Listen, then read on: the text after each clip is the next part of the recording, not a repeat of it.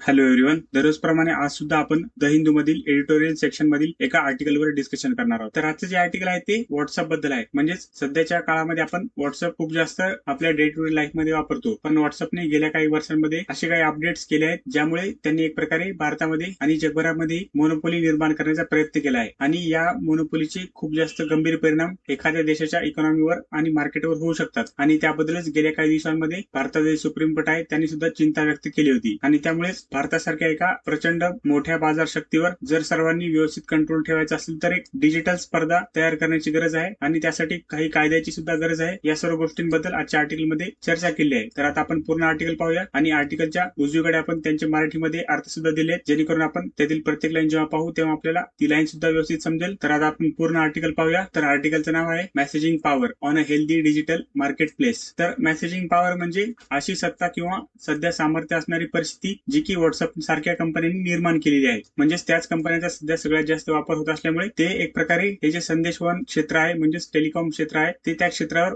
खूप जास्त प्रमाणावर प्रभाव टाकू शकतात. आणि त्यामुळे ते असं सांगितलं आहे की या मेसेजिंग प्लॅटफॉर्ममुळे एक न्यायी आणि स्पर्धात्मक डिजिटल मार्केट म्हणजेच डिजिटल बाजारपेठ निर्माण होण्याची सध्या गरज आहे. याबद्दल या टायटलमध्ये सांगितलं आहे. म्हणजे जेणेकरून असे न्यायी आणि स्पर्धात्मक किंवा सक्षम आणि संतुलित जेव्हा बाजारपेठ तयार होईल तेव्हाच त्या बाजारपेठेमध्ये सगळे जे कॉम्पिटिटर्स असतील ते व्यवस्थित काम करू शकेल आणि त्यामुळे त्या देशाच्या ग्रोथला सुद्धा चांगल्या प्रकारे फायदा होईल. हे सर आपण या लाईन मध्ये पाहिलं. पुढची लाईन पाहूया. The data sharing policies of WhatsApp must be scrutinise thoroughly. तर या वाक्यामध्ये सांगितलंय की व्हॉट्सअपच्या ज्या डेटा शेअरिंगच्या पॉलिसीज आहेत म्हणजेच त्यांच्यातर्फे जो व्हॉट्सअपचा डेटा त्यांच्या बाकीच्या ऍप्सला दिला जातो तर या संबंधीचे व्हॉट्सअपची जी पॉलिसी म्हणजे धोरण आहेत त्या सर्व धोरणांवर एकदा सखोलपणे तपासणी करण्याची गरज आहे असं लाईन मध्ये सांगितलं आहे. म्हणजे जर अशा प्लॅटफॉर्म्सवर सखोलपणे तपासणी केली नाही तर असा जो डेटा असतो त्याचा बऱ्याच वेळेस गैरवापर सुद्धा होऊ शकतो. त्यामुळे अशी तपासणी करण्याची सध्या आवश्यकता आहे कारण व्हॉट्सअप सध्या खूप मोठा आणि प्रभावशाली ऍप आहे असं लाईन मध्ये आपण पाहिलं. पुढची लाईन पाहूया. The Supreme Court of India last week sharply question Meta platforms LLC and its messaging platform WhatsApp in an appeal rooted in updates it made in 2021 around users data sharing with other Meta services such as Instagram and Facebook. तर या वाक्यामध्ये जो युजरचा data आहे म्हणजेच असे users जे WhatsApp वापरतात तर त्यांचा डेटा इंस्टाग्राम आणि फेसबुक यासारखे जे मेटा या कंपनीचे ऍप्स आहेत म्हणजेच व्हॉट्सअपची जी मुख्य कंपनी आहे मेटा तर त्यांचेच आणखी दोन ऍप आहेत इंस्टाग्राम आणि फेसबुक. तर त्या ऍपसाठी व्हॉट्सअपचा डेटा वापरला जातो. तर हा डेटा शेअर करण्याबद्दल 2021 मध्ये जे व्हॉट्सअपने अपडेट्स काढले होते म्हणजेच जे बदल केले होते तर त्या बदलावर आधारित सध्या एक सुप्रीम कोर्टामध्ये अपील चालू आहे. तर त्याच अपील बद्दल सुप्रीम कोर्टाने काही कडक शब्दामध्ये ही जी व्हॉट्सअपची पेरेंट कंपनी आहे मेटा तर त्यांना याबद्दल विचारपूस केली असे लाईन मध्ये सांगितलं आहे. पुढची लाईन पाहूया. The court underscored the power that WhatsApp holds in India's messaging ecosystem. It is practically impossible to reach everyone with a smartphone, coordinate groups, and undertake business communications without being on WhatsApp. तर या वाक्यामध्ये आपण जसं पाहिलं की WhatsApp सध्या खूप powerful पोझिशनला आहे या कम्युनिकेशन फील्डमध्ये. तर त्याबद्दल या लाईन मध्ये सांगण्यात आलेलं आहे की भारताच्या मेसेजिंग व्यवस्थेमध्ये म्हणजेच इकोसिस्टीम मध्ये व्हॉट्सअपकडे किती मोठं सामर्थ्य आहे हे न्यायालयाने जे प्रश्न विचारले त्यामधून अधोरेखित केलं. कारण सध्या व्हॉट्सअप शिवाय कोणताही जो स्मार्टफोन युजर असतो त्यांना एकमेकांपर्यंत जर पोहोचायचं असेल तर ते पोहोचणं किंवा जर वेगवेगळे ग्रुप तयार करायचे असतील आणि त्या ग्रुपमध्ये जर कोऑर्डिनेशन निर्माण करायचं असेल म्हणजेच समन्वय साधायचा असेल आणि त्याचबरोबर कोणत्याही प्रकारचं जर बिझनेस बद्दल बोलायचं असेल म्हणजेच एखादा जर व्यावसायिक संवाद करायचा असेल तर या सर्व गोष्टी व्हॉट्सअप शिवाय सध्या परिस्थितीमध्ये एक प्रकारे अशक्यच आहेत असं लाईनमध्ये सांगितलं आहे. पुढची लाईन पाहूया. The apps network effect has captured nearly every smartphone in the country. तर या वाक्यामध्ये सांगितलंय की हे जे ऍप आहे म्हणजेच व्हॉट्सअप आहे तर त्यांचं जे नेटवर्क इफेक्ट आहे म्हणजेच खूप जास्त प्रमाणामध्ये एखादं ऍप जेव्हा वापरलं जातं तर ते जास्त प्रमाणामध्ये वापरल्यामुळे त्यांचा एक प्रकारे सर्वांवर प्रभाव निर्माण होतो. म्हणजेच सगळ्यांना ते ऍप वापरायला सोपं वाटायला लागतं. तर त्यामुळे जवळजवळ प्रत्येक स्मार्टफोन युजर जो आहे सध्या भारतामध्ये तर त्यांच्यापर्यंत व्हॉट्सअप हे ऍप पोहोचला आहे असं या लाईन मध्ये सांगितलं आहे. पुढची लाईन पाहूया. The precise background of the litigation that reached the court is an appeal against 213.14 crore rupees penalty issued by Competition Commission of India for abruptly amending its privacy policy, allowing the firm to share users' data across its sister concerns, Facebook and Instagram. तर या वाक्यामध्ये सध्या जी केस चालू आहे supreme कोर्टामध्ये तर ती केस सुरू का झाली याबद्दल थोडी माहिती सांगितली आहे की न्यायालयामध्ये हा जो सर्व मुद्दा होता तर तो मुद्दा पोहोचण्याची जी पार्श्वभूमी होती तर ती अशी आहे की हे जे व्हॉट्सअपचे प्रायव्हसी प्रायव्हसी पॉलिसी म्हणजे जे गोपनीयतेची धोरणं होती तर त्यामध्ये त्यांनी अचानकपणे बदल करून फेसबुक आणि इंस्टाग्राम या ऍप सोबत त्यांनी त्यांचा डेटा शेअर करण्याची जी परवानगी त्यांच्या युजर्स कडून घेतली. म्हणजेच ही जी परवानगी अचानकपणे घेण्यात आली तर त्याबद्दल भारताची एक जी संस्था आहे म्हणजेच कॉम्पिटिशन कमिशन ऑफ इंडिया तर त्यांनी या व्हॉट्सअपवर 213 कोटीचं जवळजवळ फाईन लावलं होतं. आणि हे जे फाईन म्हणजेच दंड होतं तर त्याबद्दल अपील व्हॉट्सअपने सध्या सुप्रीम कोर्टामध्ये दाखल केली होती. तर त्यामुळे सध्या हा मुद्दा चर्चेमध्ये आहे हे सर्व या लाईनमध्ये सांगितलं आहे. म्हणजेच व्हॉट्सअपने आपले जे धोरणं होती त्यांच्यामध्ये अचानकपणे बदल केला आणि त्यानंतर असा बदल केल्याचं एक प्रकारे फाईन म्हणून भारताची जी एक संस्था आहे CCI ज्यांच्यातर्फे की भारतामध्ये जे बिझनेसेस असतात त्यांनी व्यवस्थितरित्या काम केले पाहिजे त्याच्याबद्दल त्यांच्यावर देखरेख ठेवली जाते. कारण कोणत्याही एकाच बिझनेसची जर मोनोपोली निर्माण झाली तर खूप जास्त वाईट परिणाम मार्केटवर होऊ शकतात. त्यामुळे हे जे CCI आहे ते भारताच्या बिझनेस इकोसिस्टमवर एक प्रकारे लक्ष ठेवतं आणि त्यांनी काही दिवसांपूर्वी व्हॉट्सअपवर हे जे अपडेट्स होते त्याच्याबद्दल फाईन लावलं होतं आणि त्यामुळे त्या फाईन विरोधात सध्या व्हॉट्सअपने सुप्रीम कोर्टामध्ये अपील केलं होतं. हे सर्व या लाईनमध्ये सांगितलं आहे. पुढची लाईन पाहूया. Users were prompted at that time to accept the terms or cease using the service. तर या वाक्यामध्ये हे जे 2021 ला व्हॉट्सअपने पॉलिसीमध्ये बदल केले होते तर ते बदल कसे होते याबद्दल एक लाईन मध्ये सांगितलं आहे की जेव्हा त्यांनी ही जी धोरणं आणली तेव्हा त्यांनी युजर्सला असं सांगितलं की ह्या ज्या अटी आहेत म्हणजे ज्या नवीन अटी आहेत तर त्या अटी आम्ही बदलत आहोत आणि जर तुम्हाला ही स्वीकारायची असेल तर ती स्वीकारा किंवा व्हॉट्सअप तुम्ही वापरणं थांबवू शकता असा व्हॉट्सअप तर्फे स्पष्ट पर्याय युजर्सला देण्यात आला होता असं लाईन मध्ये सांगितलं आहे. म्हणजेच अशी परिस्थिती मार्केटमध्ये किंवा कोणत्याही क्षेत्रामध्ये कधी तयार होते जेव्हा त्या एखाद्या बिझनेसची मार्केटमध्ये मोनोपोली तयार होते. म्हणजेच त्यांनी जे पर्याय दिले असतात त्याशिवाय दुसरा पर्याय उरत नाही आणि त्यामुळे अशीच परिस्थिती 2021 मध्ये व्हॉट्सअपच्या या अपडेट नंतर निर्माण झाली होती. हे सर्व आपण या लाईन मध्ये पाहिलं. पुढची लाईन पाहूया. This ultimatum was problematic and understandably drew pushback from civil society, the government and the CCI. तर या वाक्यामध्ये हे जे अपडेट्स व्हॉट्सअप तर्फे देण्यात आले तर त्याबद्दल जो लोकांचा विरोध होता म्हणजे जो निगेटिव्ह फीडबॅक होता त्याबद्दल माहिती सांगण्यात आली आहे की हा जो व्हॉट्सअप तर्फे अंतिम इशारा देण्यात आला होता म्हणजेच आमच्या पॉलिसी मान्य करा किंवा व्हॉट्सअप तुम्ही वापरू नका तर असा इशारा देण्याची जी परिस्थिती आहे तर ती एक समस्याजनक गोष्ट आहे आणि त्यामुळे जे भारतामधले काही सिव्हिल सोसायटीज होत्या म्हणजेच असे काही गट असतात जे की समाजामध्ये चालणाऱ्या गोष्टींबद्दल काम करत असतात त्यांच्यातर्फे त्याचबरोबर भारत सरकार आणि त्यांची एक बॉडी म्हणजेच CCI तर या सर्वांतर्फे हे जे व्हॉट्सअपचे अपडेट्स होते तर त्यांच्याबद्दल विरोध व्यक्त करण्यात आला आणि तो विरोध एक प्रकारे स्वाभाविकच होता असे लाईनमध्ये सांगण्यात आलंय. पुढची लाईन पाहूया. Nobody argues that WhatsApp must not earn money for a service that has been transformative for communications in India. तर या वाक्यामध्ये सांगितलंय की असा दावा कुणी करत नाही की भारतामध्ये व्हॉट्सअपच्या माध्यमातून जे संवाद करण्याची जी पद्धत आहे तर त्यामध्ये खूप मोठा बदल झाला आहे आणि हा एवढा मोठा बदल केल्यामुळे व्हॉट्सअपने कधी पैसे कमवू नयेत असा दावा कुणी केलेला नाहीये असं लाईनमध्ये सांगितलं आहे. म्हणजेच हे जे चांगलं बिझनेस मॉडेल आहे ते सुरू केल्याबद्दल व्हॉट्सअप पैसे कमवू शकतं पण त्यासाठी त्यांनी जो मार्ग वापरला आहे म्हणजेच अचानक एखाद्या गोष्टीबद्दल त्यांना वाटेल तशी धोरणं तयार करणं आणि त्यामधून पैसे कमवणं ही एक प्रकारे चुकीची गोष्ट आहे. पण बाकी काही पद्धतीने म्हणजेच उदाहरणार्थ जे पेड प्लॅन्स असतात त्यानुसार ते पैसे कमवू शकतात आणि त्यामुळेच आपण या लाईनमध्ये असं पाहिलं की असा दावा कुणी केला नाही की व्हॉट्सअपने हे जे मेसेजिंग प्लॅटफॉर्म भारतामध्ये खूप चांगल्या प्रकारे बनवलं आहे तर त्यामधून कधी पैसे कमवू नयेत किंवा कोणत्या प्रकारे व्हॉट्सअपने कमाई करणे चुकीचे नाहीये. पुढची लाईन पाहूया. Owing to its parent's massive scale of operations WhatsApp has been able to offer messaging, multimedia sharing, telephony services that were until 2016 probably priced by telecom operators for free with only an internet connection and a phone number as a prerequisite. तर या वाक्यामध्ये व्हॉट्सअपची जी दुसरी company आहे म्हणजेच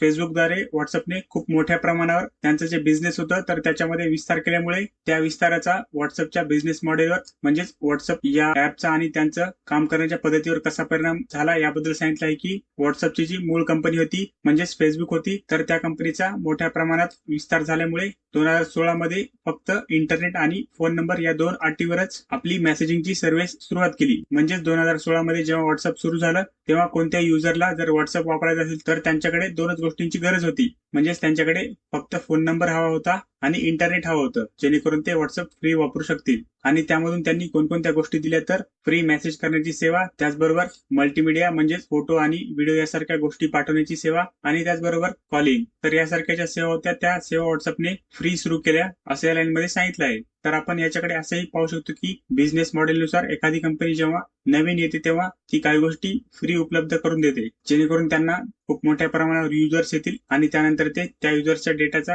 वेगवेगळ्या प्रकारे फायदा करून घेऊ शकतात. म्हणजे उदाहरणार्थ ऍड्स वगैरे या माध्यमातून ते पैसे कमवू शकतात. पुढची लाईन पाहूया. व्हॉट्सअप्स enthusiastic adoption of end-to-end encryption also furthered a societal expectation for secure communications as a norm in a country where telecommunications has always been subjected to excessive executive-led surveillance. तर या वाक्यामध्ये व्हॉट्सअपचं जे एक फीचर होतं end to end encryption, म्हणजेच पूर्णपणे जी सुरक्षित असणारी व्हॉट्सअपची टेक्नॉलॉजी होती असं त्यांचं म्हणणं होतं. तर ही टेक्नॉलॉजी व्हॉट्सअपने स्वीकारल्यामुळे हे जे दूरसंचार क्षेत्र आहे तर त्यामध्ये नेहमी आजपर्यंत भारतामध्ये सरकारी हस्तक्षेपातूनच सगळी कामं केली जात होती. तर अशा प्रकारे सरकारी पातळीचा हस्तक्षेप असणाऱ्या किंवा इतिहास असणाऱ्या भारतासारख्या देशामध्ये सुरक्षित संवाद ही एक अपेक्षा निर्माण झाली. म्हणजेच लोकांना एक प्रकारे सुरक्षित संवाद ही जी पद्धत आहे त्या गोष्टीची सवय लागली असं या लाईनमध्ये सांगितलं आहे. पुढची लाईन पाहूया. What is equally true is that WhatsApp is so deeply embodied in Indian society that its transition to an advertising model where it would start making money here deserves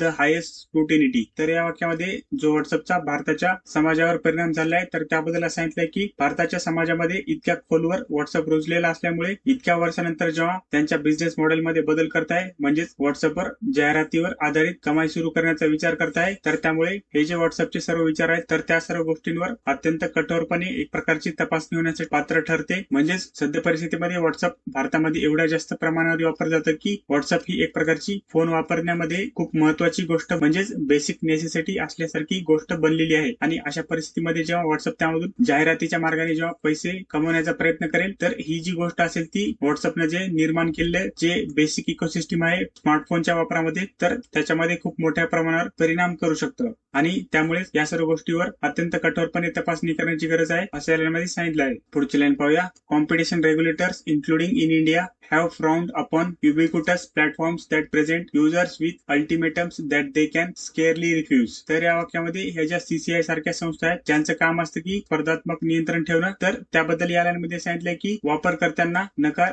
देता न येणारे जे शेवटचे पर्याय आहेत असे पर्याय देणारे काही जे ऍप्स आहेत, म्हणजेच व्हॉट्सअप सारखे ऍप्स आहेत, तर अशा ऍप्स ज्यांचा की सगळीकडे वापर होतो म्हणजेच ते सर्वत्र आहेत, तर अशा प्लॅटफॉर्मकडे हे जे कॉम्पिटिशन कमिशन यासारख्या बॉडीज आहेत म्हणजेच स्पर्धा नियमक करणाऱ्या संस्था आहेत तर त्यांनी नकारात्मक दृष्टीने पाहिलं पाहिजे. म्हणजेच त्यांनी व्हॉट्सअप सारख्या या ज्या कंपन्या आहेत त्यांनी जे अचानक पॉलिसी बदललेल्या असतात तर त्यांना नेहमीच नापसंती दाखवली पाहिजे किंवा नकार दिला पाहिजे असं या लाईन मध्ये सांगितलं आहे. पुढची लाईन पाहूया. There are free alternative to WhatsApp that work just as well. Signal, Telegram and even RTI from Zoho are serviceable but they lack what makes the Meta product so valuable. The guarantee that virtually everyone knows is on it. तर या वाक्यामध्ये WhatsApp सारखे जे आणखी messaging app आहेत तर त्यांच्याबद्दल सांगितलं आहे की जरी ते उपलब्ध असले तरी त्यांच्याऐवजी व्हॉट्सअपचाच का वापर होतो तर त्याबद्दल या लाईन मध्ये सांगितलं आहे. तर व्हॉट्सअप सारखे काही जे ऍप आहेत म्हणजेच सिग्नल हेही ऍप व्हॉट्सअप सारखंच आहे, टेलिग्राम हेही ऍप व्हॉट्सअप सारखंच आहे आणि त्याचबरोबर जोहो ही जी भारतीय कंपनी आहे त्यांनी तयार केलेलं हे जे ऍप आहे RTI, तर हे तीनही ऍप व्हॉट्सअप सारखेच आहेत. आणि ते ऍप सर्व चांगले असताना सुद्धा जवळजवळ प्रत्येक व्यक्ती म्हणजेच भारतामध्ये जे सगळे व्हॉट्सअप वापरतात तर त्यांना या गोष्टीची खात्री नसते की